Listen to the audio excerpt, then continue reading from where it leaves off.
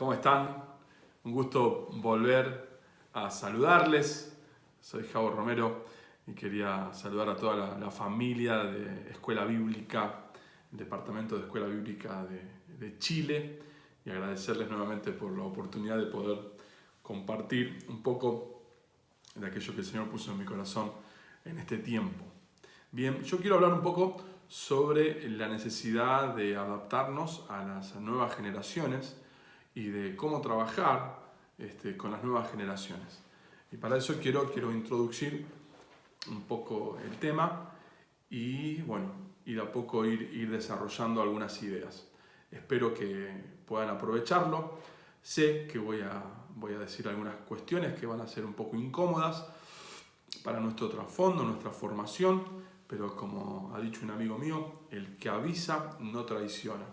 Y me gustaría que al finalizar esta charla te vayas con más preguntas que respuestas y que esas preguntas te inquieten a resolver, te inquieten a buscar respuestas y que te inquieten también a buscar más al Señor para estar a la altura del mensaje que tenemos como iglesia y ser eficaces y eficientes en la tarea que el Señor nos encomendó a cada uno de nosotros, ¿no? En esto de entendernos como un medio para que la obra del Señor continúe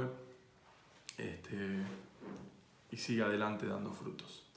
Bien, entonces reitero, voy a hablar un poco de cómo adaptarnos, mejor dicho, cómo trabajar con las nuevas generaciones en este nuevo escenario. Bien, bueno, entiendo que estamos en un contexto bien distinto, bien difícil. Nuestra tendencia siempre es a acomodarnos en aquello que sabemos. Históricamente nuestra formación es conservadora. Nuestra formación como pentecostales es una formación más bien conservadora que ha hecho muchas veces que seamos reticentes a los cambios, donde todo aquello que no sabemos, que no manejamos, que no conocemos, siempre lo hemos visto como una amenaza.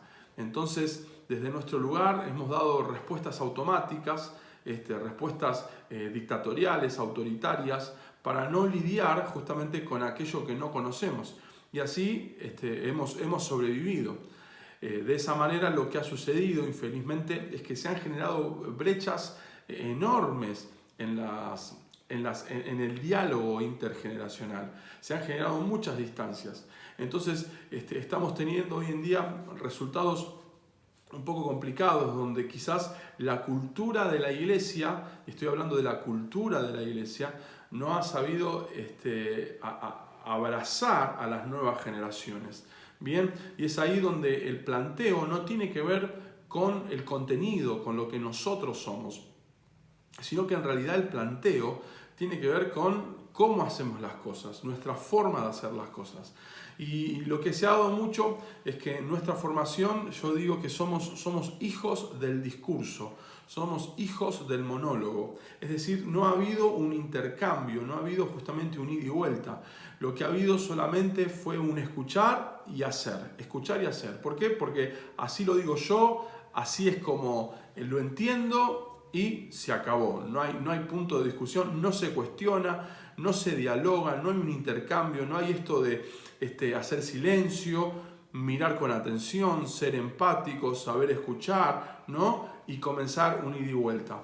Entonces hay toda una formación, como dije antes, que son hijos del discurso, no han sabido tener un diálogo con las nuevas generaciones. Entonces la propuesta siempre ha sido que se adapten. Así somos, así siempre hemos sido, y no vamos a cambiar. Si esto funcionó así en años anteriores, va a tener que seguir funcionando. Entonces los que vengan tienen que adaptarse a nosotros. Y lo que ha sucedido es que hemos hecho de nuestras formas,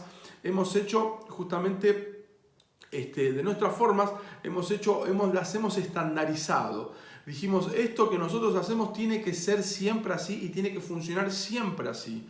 Y lo que ha sucedido en consecuencia es que nos hemos aislado muchísimo de las nuevas generaciones. Y las brechas generacionales son enormes y son mucho más evidentes en este tiempo. Es ahí donde tenemos que revisar muchísimo nuestra responsabilidad, qué es lo que nos corresponde a nosotros como iglesia en este contexto. También en este contexto nos encontramos con lo que yo llamo la democratización del saber.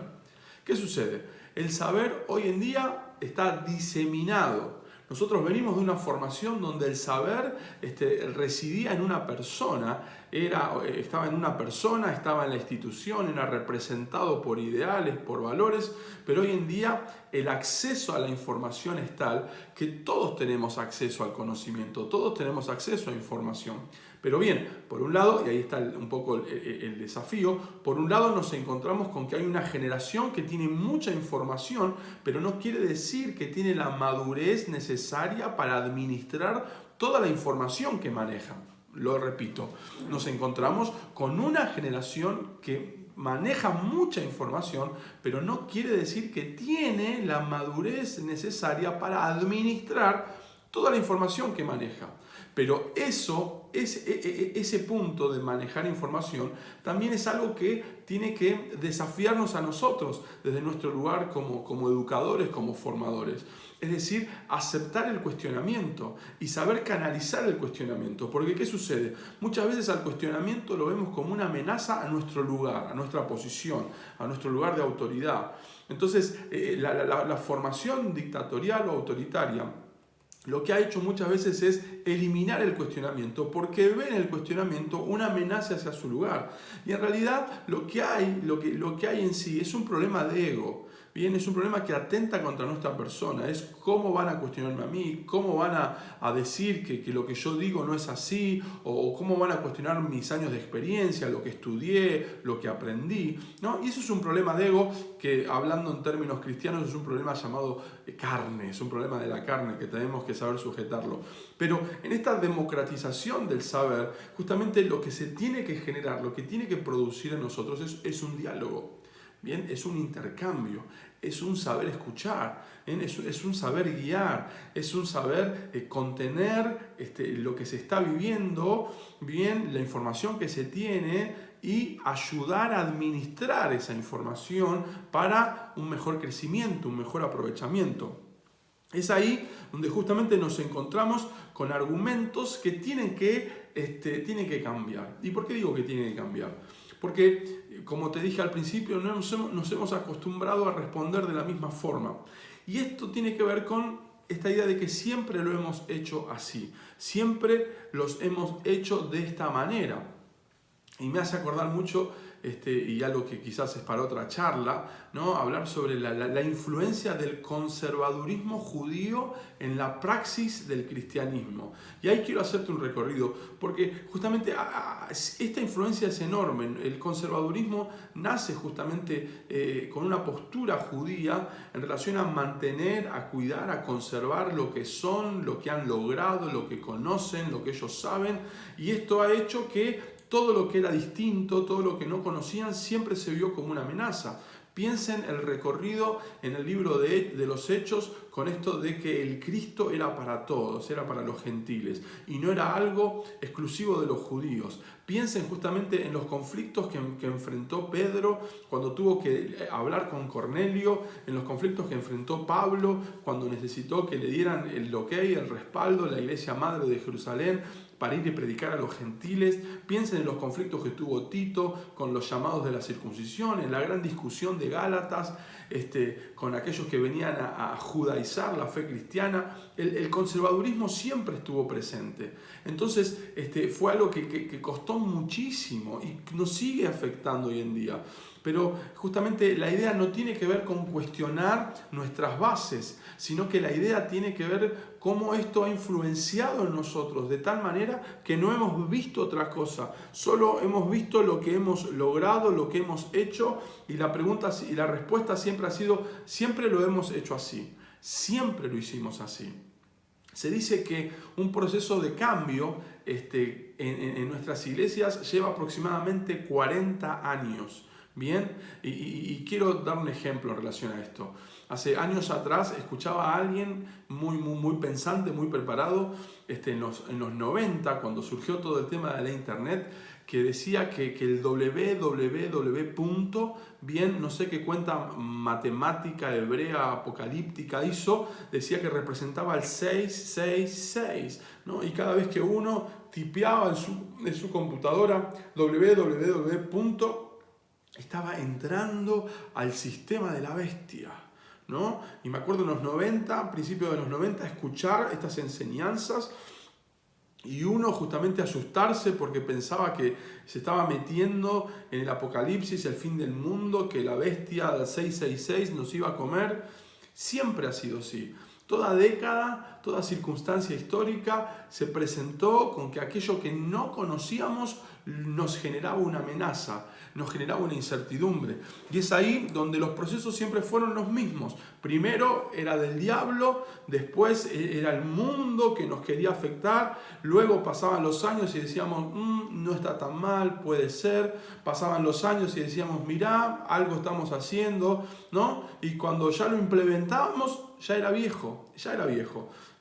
Y ahí hay un montón de ejemplos. Por eso se dice que pasan aproximadamente 40 años hasta que nosotros nos animamos a instrumentar los cambios que se necesitan. Y vuelvo a afirmar esto, que es muy importante. No hablamos de contenido. Nuestra fe, nuestra doctrina, nuestras bases son fundamentos inamovibles. Ninguna forma puede venir a diluir, a condicionar el mensaje de Jesucristo, del poder del Espíritu Santo que nosotros tenemos. Pero justamente nosotros somos responsables en que las formas en las cuales comunicamos, actuamos y protagonizamos este mensaje sean pertinentes, eficaces para este tiempo. Es ahí donde nos tenemos que permitir revisar nuestro recorrido, revisar nuestra formación. Y en esto de revisar nuestra formación tenemos que entender que hay muchas cuestiones que tenemos que desaprender, tenemos que soltar, porque cuando nos encontramos con este presente nos encontramos que quizás muchas veces no hemos estado a la altura del mensaje que tenemos, no hemos sido responsables, y es ahí donde tenemos que saber frenar a tiempo y revisar, justamente para ser mejores y no ser una pared que frena el crecimiento. Por eso quiero hablarte de algunas ideas que tengo en relación a esto. Yo creo que el trabajo con las nuevas generaciones, en primer lugar, tiene que ser intencional. No puede ser un trabajo improvisado, no puede ser un trabajo llevado justamente por cómo yo creo que son las cosas o como a mí me parece.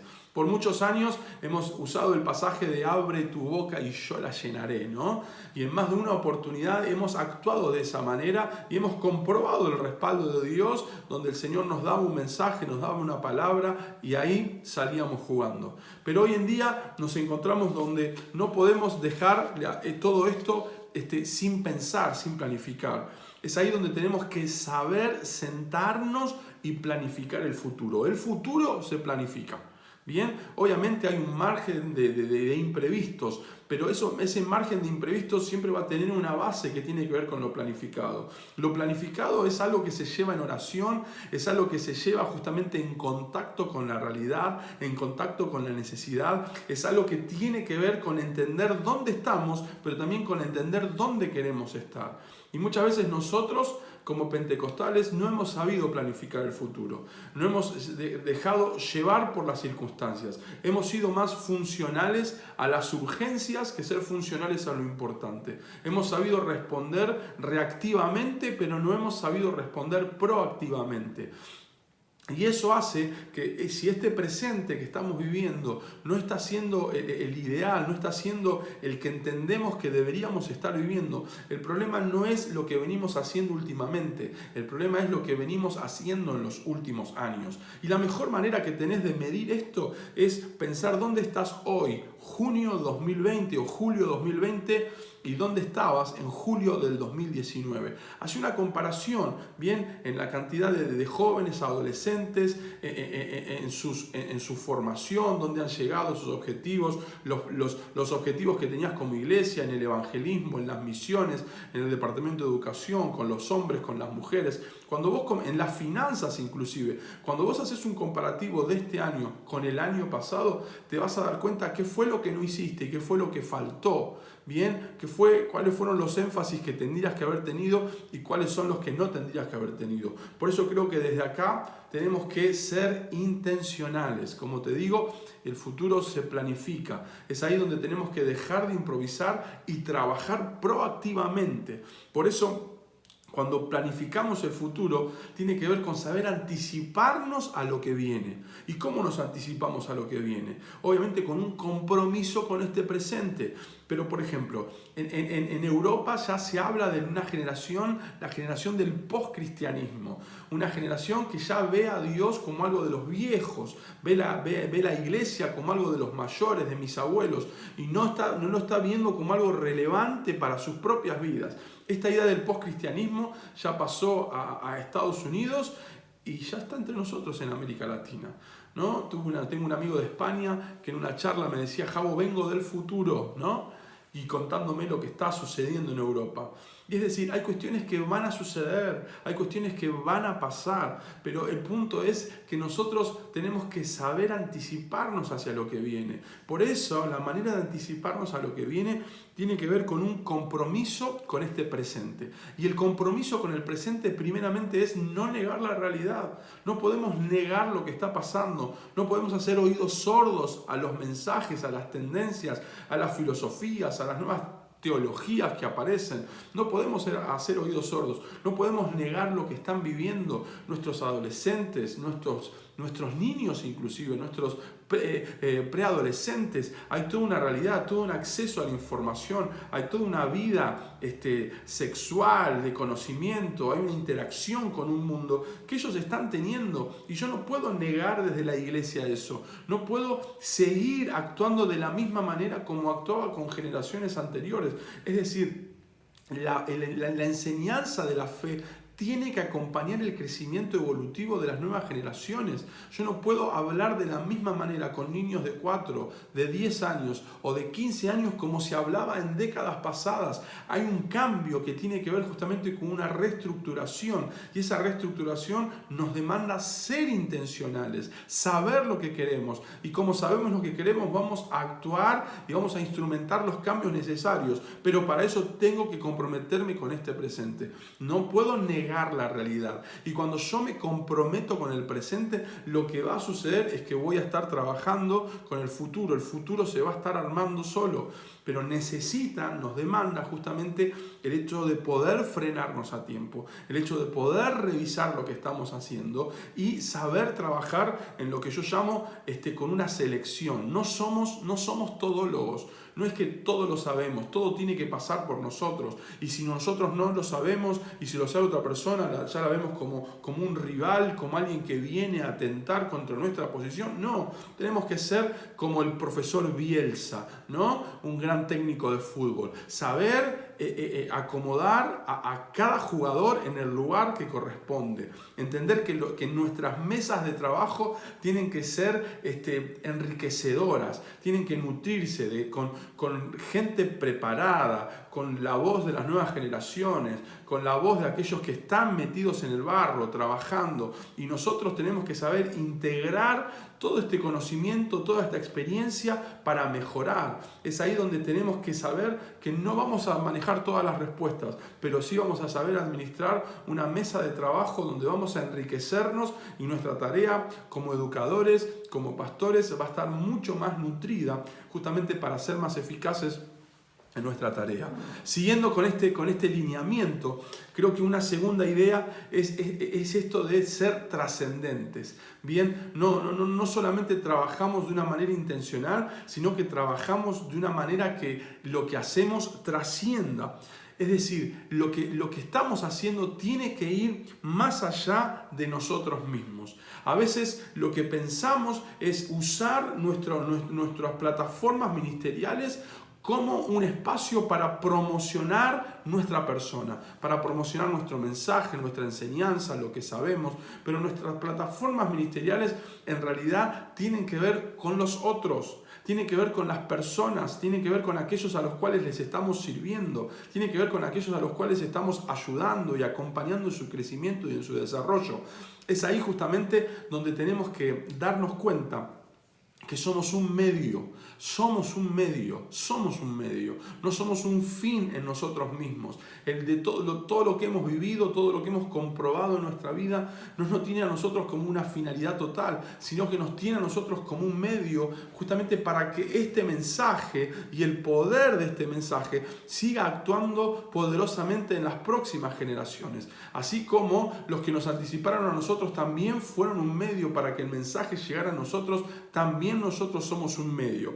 Por eso no podemos entendernos como un punto de llegada. No somos un punto de llegada. Nosotros somos un punto de partida. Lo que hemos vivido, lo que hemos experimentado, trasciende a nuestra persona, va más allá de nosotros. Y aquellos que vienen detrás de nosotros van a arrancar desde donde nosotros hayamos llegado. No somos un punto de llegada, sino que somos un punto de partida. Todo lo que vos viviste no lo tienen que vivir las generaciones que vienen después de nosotros, sino que todo lo que hemos vivido justamente es base, es plataforma para que ellos desde ahí crezcan, se desarrollen y lleguen mucho más lejos.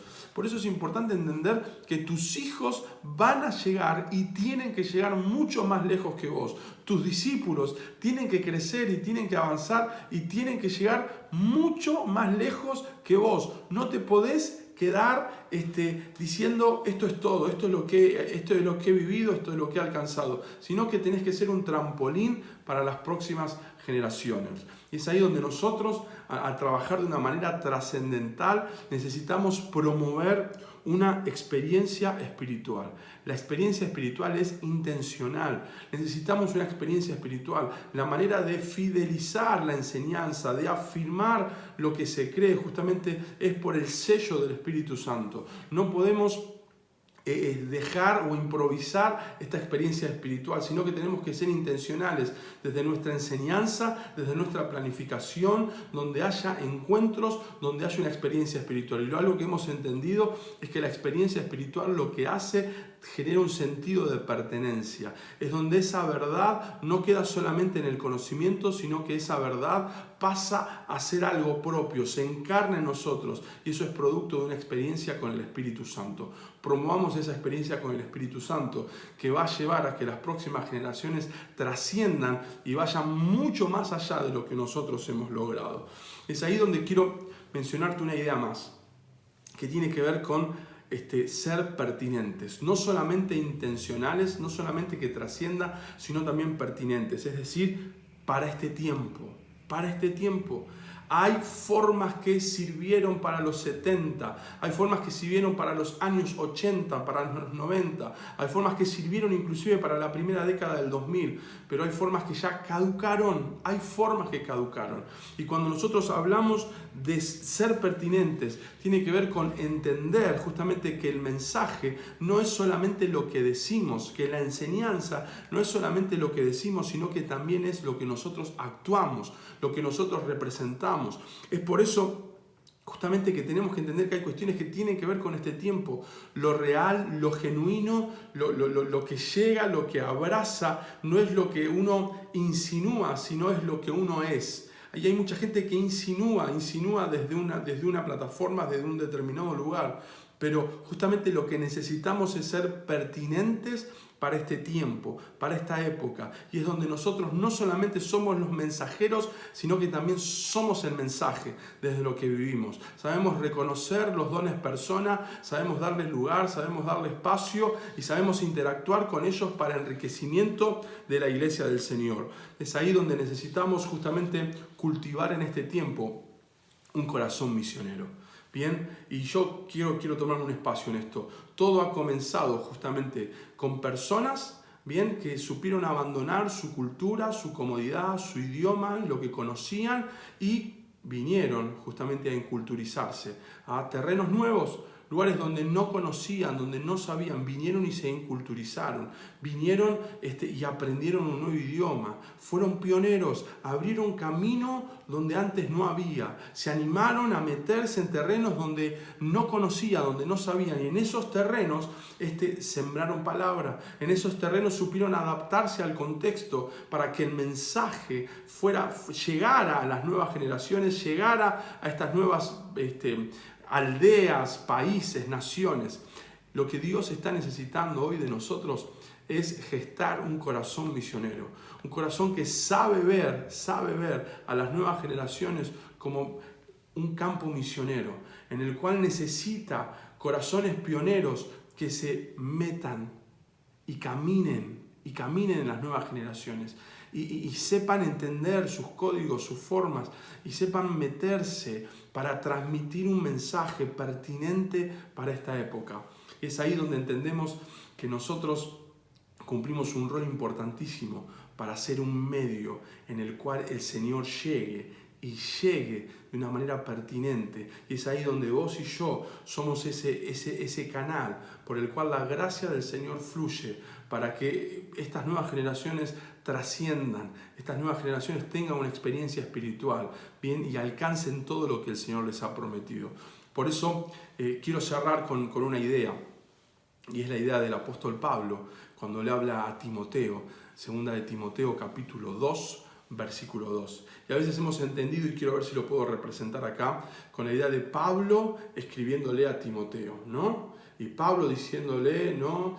Timoteo busca hombres fieles, que sean idóneos en enseñar también a otros. Y a veces lo hemos visto con esa idea de una escalera descendiente, donde Pablo desde acá arriba le pide a Timoteo que busque hombres fieles y estos también busquen a otros.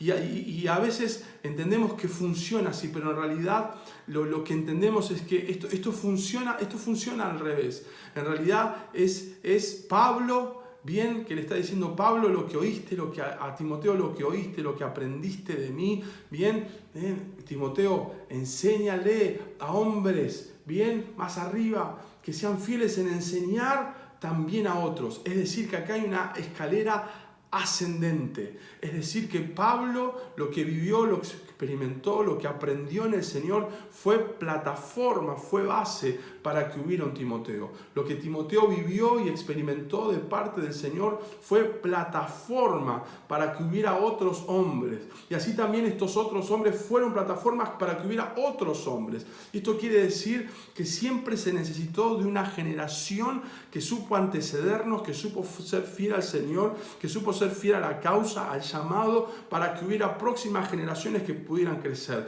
que no fueron un punto de llegada, sino que fueron un punto de partida, que fueron la base para todo lo que viene.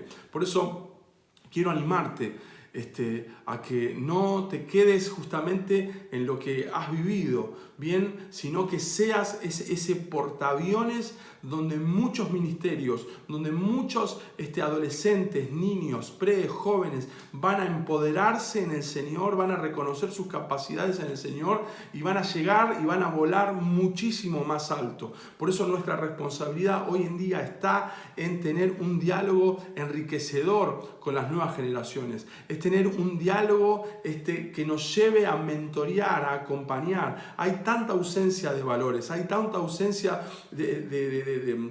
justamente de hombres y mujeres que acompañan a las nuevas generaciones, que lo que necesitamos es ser nosotros, es ser esta iglesia que escolariza, ser una iglesia que sabe abrazar, que no se queda solamente con la enseñanza o con el mensaje, sino que también actúa y se responsabiliza sabiendo lo que Dios les ha confiado, lo que Dios nos ha confiado. Es por eso que vamos a comenzar a actuar de una manera proactiva, no vamos a ser simplemente reaccionarios, sino que vamos a estar comprometidos con este presente, reconociendo lo que estamos viviendo, pero también reconociendo los recursos que tenemos de parte del Señor para llegar muchísimo más lejos con la enseñanza y con el mensaje del Evangelio. Te invito a involucrarte, te invito a revisar, te invito justamente a repensar, a reconfigurarnos, te invito a ser una iglesia relevante, te invito a ser intencional, a ser trascendente, te invito a ser pertinente, te invito a que te llenes de preguntas y que en tu oración, en tu estudio personal, encuentres en Dios, que comiences a enriquecerte,